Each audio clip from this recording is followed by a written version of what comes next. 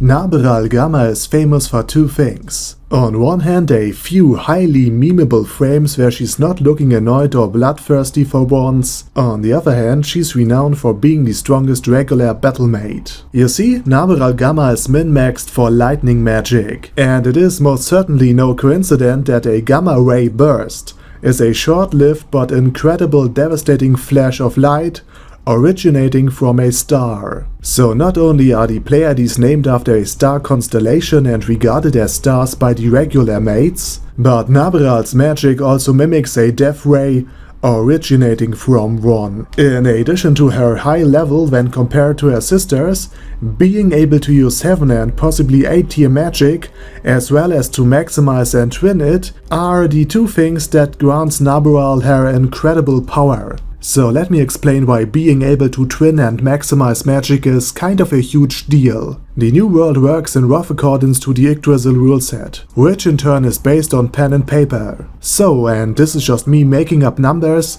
a normal Chain Dragon Lightning would inflict, let's just say, 5 20-sided dice rolls worth of damage. So Nabral's attack will inflict everything between 5 and 100 damage points, and 53 points on average. Maximize magic raises the damage output straight to 100, thusly eliminating any RNG in the process. And so far every engagement between strong characters had only maximized versions of magic on display. But Nabral's magic talents doesn't end there. She is able to twin spells, aka to cast one spell 2 times in parallel. So in order to illustrate the difference, let's just calculate the damage. A normal group of enemies would suffer anything between 5 and 100 damage. But thanks to Nabral's abilities, anyone hit by both spells would suffer 100 damage each time. While this is somewhat standard for normal level 100 mages, for a Pleiades member this is quite impressive, considering that Nabral's level is way below that of any max level player. So while Yuri Alpha is focused on speed and melee damage, and Lupus Regina Beta is a somewhat reasonable balanced healer, Narberal Gamma seems to be a one-trick pony, but therefore able to actually deal somewhat significant damage to a level 100 player.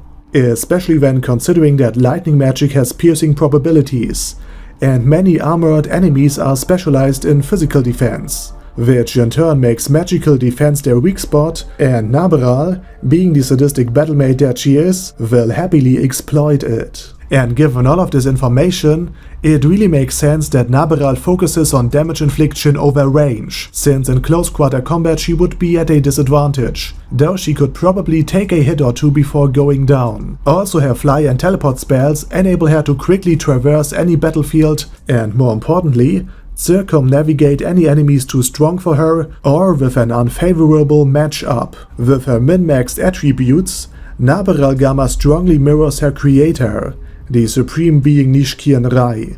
Of all the members of Ainz Ooal Gowns, this ninja had the highest physical attack power, so it is only natural that his Battlemaid also excels in damage dealing. But in contrast to him, Nabral is focused on magical damage. With Nishkian Rai's focus on stealth and attack power, most of his enemies wouldn't see much more than a flash of light before their defeat, which is also reflected in Nabral's focus on lightning magic. Additionally, the scene where Nabral is used to search for the missing adventurer attacks deepens the connections between creator and created, since Nishkian Rai was the one who discovered the Great Tomb in the first place. Thusly, the location of Nabral's first battle as an actual Battlemaid of Ainz Ooal Gowns is most certainly no coincidence. Also, Nishkian Rai fought alongside Ulbert Elaine Odell while clearing the Great Tomb of Nesric, before Ainz Ooal Gowns turned it into their guild base. Considering that Ulbert is a magic caster able to surpass super tier magic with a single spell, Nishkian Rai might have gotten somewhat inspired by the destructive power of his friend's magic. However, there's one key difference. While Nishkian Rai was described as an easygoing and friendly ninja, with paper-thin defense, Nabral is somewhat withdrawn, indifferent, and condescending. Her main way of making conversation is to describe a certain number of humans with as many insect names as battlemaidishly possible. And you know, Something tells me she has a good connection to Entoma. So while this doppelganger Battlemaid is somewhat able to imitate the damage output of the glass cannon build of her creator, Nabral's personality as well as some aspects of her build are drastically different, which is quite fitting for a mid-level doppelganger, since a perfect imitation should be more or less exclusive to Pandora's Actor. Furthermore, Nabral's reclusiveness is also symbolized in one of her classes, Armored Mage. So while being min-maxed for lightning magic, her outfit and one of her classes enable her to wear quite substantial armor, but around her sisters she's much less reclusive and way more casual, which in turn shows that her creator still imprinted on her. While favoring damage output and defense over quick movement, Nishkienrai basically turned Nabral into a laser turret. And like Nishkienrai, if she's forced to fight outside her field of expertise, Nabral is inferior to almost any comparable balanced build. In fact, while being more or less armorless, she was pushed around quite a bit by Khajiit's skeletal dragons. So like a stationary turret, she lacks flexibility and relies on teleport spells in order to change and gain advantageous positions. If means of protection and retreat are denied, she's extremely vulnerable. By the way, fun fact. Nabe hasn't drawn her sword because swords deal cutting damage, which is fairly useless against skeletal enemies, but while sheathed her blade inflicts blunt trauma, which is usually quite effective when defending against CGI. So she might be inflexible, reclusive and defensive in nature, but can be quite pragmatic at times.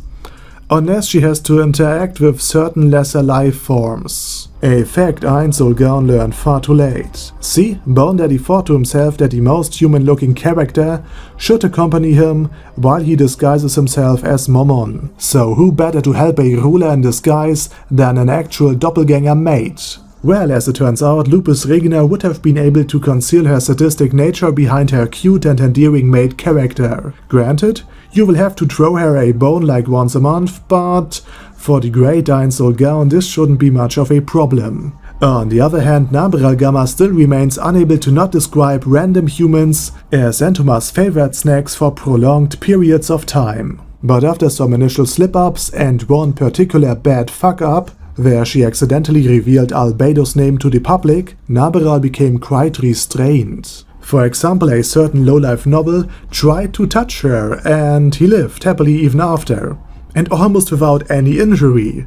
At least until he ran into Enri's army and Lupus Regina's goblins. Honestly though, if there's one group in Overlord I truly despise, it has to be the nobles of the Reistice kingdom. Their ignorance, their arrogance, their entitlement, and their spoiled childlike attitude is so unnerving. I wish that at least for a month or two they would have experienced the hardship of the rural life firsthand. And by rural life I'm imagining something along the lines of in one way take it to the happy farm, and by 1 month I essentially mean eternity. And moments like these, where Nabral has to deal with complete idiots, are times where I truly pity Nabral. I said it at another point in one of my videos, but we never really experienced the horror of being surrounded by carnivorous cockroaches, unless you accidentally reach under your bed or behind your furniture, but the acute horror of having to hide your true self behind a professional mask, to restrain your emotions and your speech pattern to somewhat acceptable levels, and the pain of working on seemingly pointless, tedious, menial, boring and bothersome tasks while being surrounded by people you can't stand, and having to deal with that one obnoxious idiot you really despise from the bottom of your heart for full 5 days, somehow gets to me and many readers of Overlord all around the globe. I hope while being an isekai quartet, Nabral gets the opportunity to talk with Kazuma about being surrounded by mostly idiots, before she violently murders him. And while she hates being surrounded by human beings she can't stand and kill during most of her duty, as long as you didn't have to interact with her, you won't notice Nabral's cold-hearted attitude and be most likely captivated by her looks. Which, by the way, earned her the name of the beautiful Princess Nabe, and she's also frequently compared to Reina Thierry Chadelong Riel Vaislev, the future #1 of the kingdom. Funny how public perception can be absolutely right while being so utterly wrong at the same time. Over and out.